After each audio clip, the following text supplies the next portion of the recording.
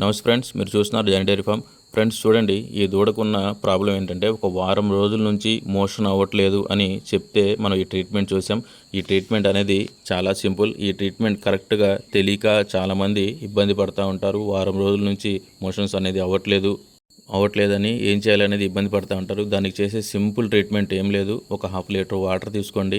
2 rupees shampoos ఉంటాయి కదా, ఆ షాంపూస్ తీసుకొని దాంట్లో కలిపేసేసి ఒక 50 నుంచి 100 ml వాటర్ అనేది దాని మలద్వారం అనేది స్లోగా మన దాంట్లో ఎక్కిస్తే ఏమవుతుందంటే లోపల మలం ఏదైతే గట్టిగా ఉండలుగా ఉండిపోయిందో అదంతా లూజ్ అయిపోయి కరెక్ట్ 1 నిమిషం నుంచి 2-3 నిమిషాల లోపు దాంట్లో అంతా ఫ్రీ అయిపోయి మొత్తం బయటకు వస్తుంది. ఓకేనా ఫ్రెండ్స్, చూడండి ఎంత ఈజీగా మొత్తం క్లియర్ అయిపోయిందో.